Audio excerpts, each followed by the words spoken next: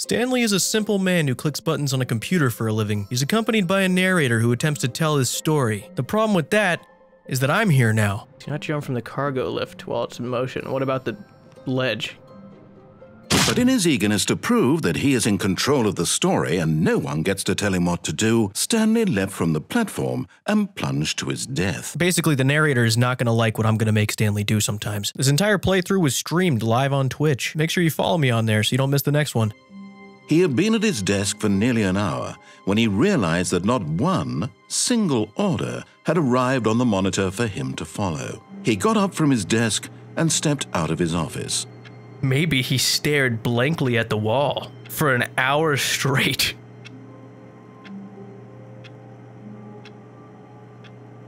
All of his co-workers were gone. What could it mean? Stanley decided to go to the meeting room. Perhaps he had simply missed a memo. Oh, please. Are you really just doing this for the achievement? There's an achievement? Click a door 5 times. Is that all that you think an achievement is worth? A measly 5 clicks. Now suppose you were to click the door 20 times. I have to say, I'm still not feeling the satisfaction of witnessing true effort for a noble cause. Perhaps 50 clicks.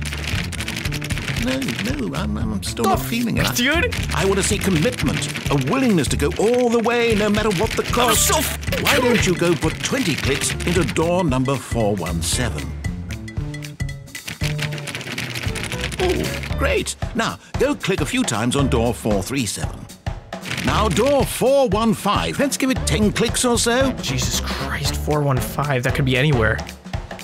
Okay. Now, back to door number 437. Back to 437. Let's see. How about you click on, well, I don't know, the copy machine. Copy machine. All right, back to room 417. I'm really feeling it now. I think we're getting somewhere. Me too. I'm feeling good. This is good. We're bonding. Okay, now go climb on employee 419's desk. 419's getting their desk climbed on. I can't jump, dude. I can't jump. I still can't jump. Why would they make this a... This is not funny. It's not funny, dude. Yes! Yes! This is great! You're putting it all on the line, Stanley. I like that. All right, let's keep it up. Go give me a few clicks on door 416. 416 is all mine, baby. We've almost got it. Yes! Now the copy machine, do that one again. Yeah, baby. That's what I'm talking about. Finish it off, Stanley. 5 clicks on door 430. Yeah. 1, 2, 3, 4, 5. I got the achievement. We did it. Oh, wow. That felt amazing. It did. Just think, only a few minutes ago, you believed an achievement was worth 5 little clicks. 5 clicks ain't nothing to me, baby. Ain't nothing. I got a lot more where that came from. When Stanley came to a set of 2 open doors, he entered the door on his left. Okay. There's a whiteboard manager? I want that job so bad. You just clock in every day, but you don't do the work. Other people do. They just ask for your permission. You're the guardian of the whiteboard. Stanley stepped into the broom closet, but there was nothing here, so he turned around and got back on track. Surely I can take one of these as a weapon. There was nothing here. No choice to make, no path to follow, just an empty broom closet. No reason to still be here. Okay, I won't stay there. Coming to a staircase, Stanley walked upstairs to his boss's office. If I crouch, you won't see me do it. What the fuck is this? Sorry, I'm going. I'm going.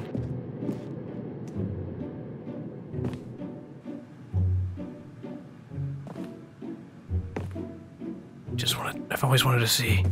Oh, why would it open this way? Shut up. That's vandalism.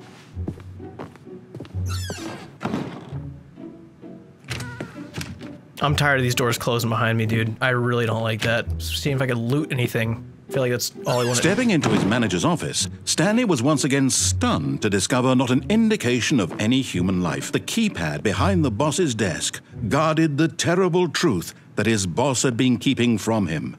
And so the boss had assigned it an extra secret PIN number, 2845.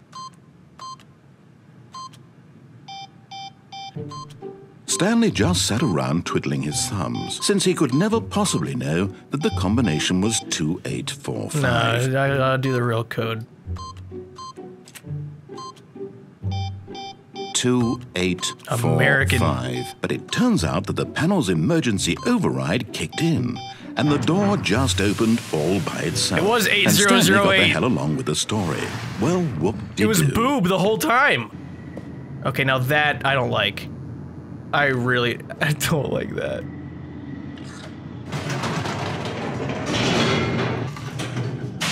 Jesus Christ! Somebody fix that. Stanley walked straight ahead through the large door that read Mind Control Facility.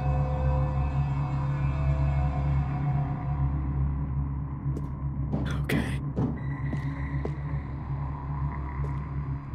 That doesn't look like an escape, dude. Maybe I just go see, like, if it's an option, you know?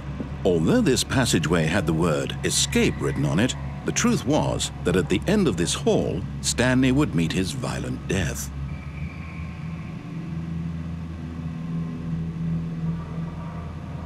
Okay. The door behind him was not shut. Stanley still had every opportunity to turn around and get back on track.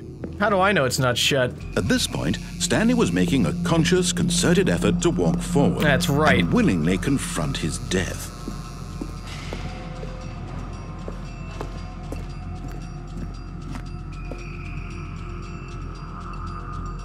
All right, yeah, there's no way I survive that. There's just no way.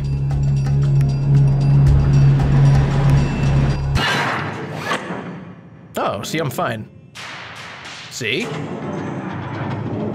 As the machine whirred into motion and Stanley was inched closer and closer to his demise, he reflected that his life had been of no consequence whatsoever. And so he resigned and willingly accepted I this violent end survived that to his fall. brief and I'll shattered survive life. this. Farewell, Stanley. No, watch this. I'll be fine. I can survive anything at this point. What's up? See? "Farewell, Stanley," cried the narrator, as Stanley was led helplessly into the enormous metal jaws. What do you mean? In a single visceral instant, Stanley was obliterated as the machine crushed every bone in his body, killing him instantly.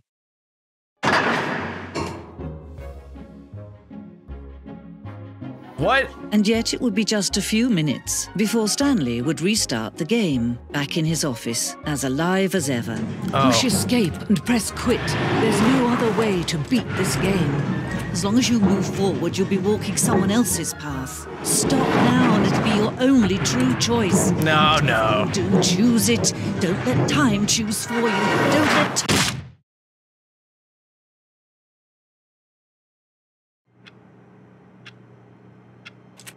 Just another weird day at work, huh? Going into his manager's office, Stanley was once again stunned to discover not an indication of any human life. Tearing through papers on the boss's desk, pulling books off the shelf, looking behind paintings. They changed the code, dude. Yet incredibly, How'd I by guess simply that? pushing random buttons on the keypad, Stanley happened to input the correct code. Stanley walked straight ahead through the large door that read Mind Control Facility. I'm not falling for that this time.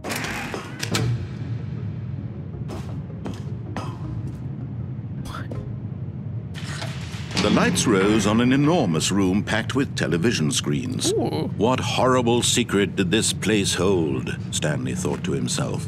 Did he have the strength to find out? Of course. Clicked those doors earlier, didn't I? Now the monitors jumped to life, Ah. their true nature revealed. Fired? Each bore the number of an employee in the building. Stanley's co-workers. No! He refused to believe it. No. He couldn't accept it. His own life in someone else's control? Never! No. It was unthinkable. Not Wasn't me. it? Was it Yeah. even possible? No, it wasn't. Had he truly spent his entire life utterly blind to the world? No, not me. I'm awesome. Here was the proof. The heart of the operation. Controls labeled with emotions. Happy or sad or content. Walking, eating, working. All of it monitored and commanded from this very place. Maybe I use this for evil. Maybe I still use it. I don't turn it off. I still use it, but for a way better and when way. at last he found the source of the Way room's cooler power, way. he knew it was his duty, his obligation, to put an end to this horrible place and to everything it stood for. Oh, Stanley, you didn't just activate the controls, did you? Yeah, and I'm gonna take After they over kept you everything. enslaved all these years, you go and you try to take control of the machine for yourself. Is that what you wanted? It is. Control? Yeah, I wanted some fucking control, baby. Stanley, I applaud your effort, Thank I really you. do. But you need to understand, there's only so much that machine can do. Okay, I'll turn it off. You were supposed to let it go, turn the controls off, and leave. If you want to throw my story off track, you're going to have to do much better than that. I'm afraid you don't have nearly the power you think you do. For Then example, and I believe you'll find this pertinent, Stanley suddenly realized he had just initiated the network's emergency detonation system. In the event that this machine is activated without proper DNA identification, nuclear detonators are said to explode, eliminating the entire complex. Ah, now this is making things a little more fun, isn't it, Stanley? It's your time to shine. You are the star. It's your story now. Shape it to your heart's desires. Oh, this is much better than what I had in mind. What a shame we have so little time left to enjoy it. What's that? You'd like to know where your co-workers are? No, that's not what I was thinking at all. A moment of solace before you're obliterated. That's the last thing on my All right, mind. I'm in a good mood. My goodness, only 34 seconds left. But I'm enjoying this so much. You know what? To hell with it. I'm going to put some extra time on the clock. Don't Why put not? extra clock time. These are precious additional seconds, Stanley. Time doesn't grow on Just go trees. back. Just go Oh, back. dear me, what's the matter, Stanley? I mean, look at you. Running from button to button, screen to screen, clicking on every little thing in this room. These numbered buttons. No, these colored ones. No. Or maybe this big red actually- button. I haven't Or even this clicked on other door. ones yet, just these two. Everything, anything. Something here will save me. Shut up. Stanley, you're in for quite a disappointment. You're only still playing instead of watching a cutscene because I want to watch you for every moment that you're powerless. To see you made humble. Take a look at the clock, Stanley. That's 30 seconds you have left to struggle. Jesus Christ. 30 seconds until a big boom and then nothing. I'm gonna be No fine. ending here. Just you being blown to pieces. And believe me, I will be laughing at every second of your inevitable life from the moment we fade in until the moment I say, I'll be safe in happily here. ever after. Good morning, everybody. Fine day we're having. Coming to a staircase, Stanley walked upstairs to his boss's office. I kind of want to know what's down here, dude.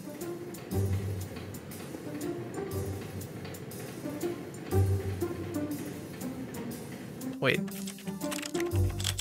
Aha! 2 cats on a motorcycle. Hey, this is a good idea. Yeah, no, this person's just talking to themselves. Okay. But Stanley just couldn't do it.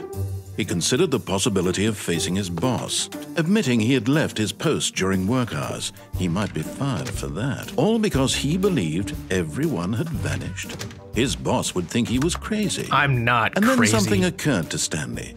Maybe, he thought to himself, maybe I am crazy. No. And as Stanley pondered this, he began to make other strange observations.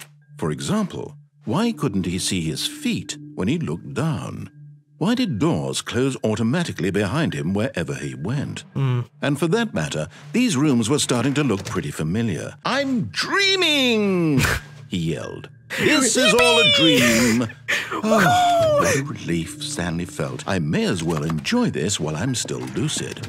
So, he imagined himself flying and began to gently float above the ground.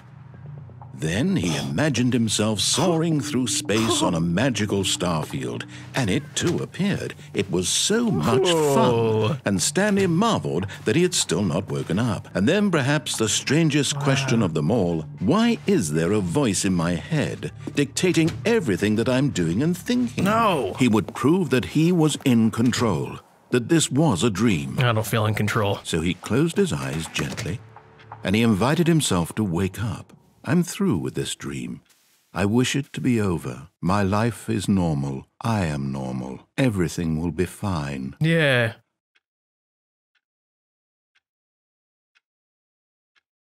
Fuck. Stanley began screaming. Please, someone, wake me up. My name is Stanley. I have a boss. I have an office. I am real. Please, I thought that was my cue, someone dude. tell me I am real. I must be real. I must be. Can anyone hear my voice? Who am I? Who am I?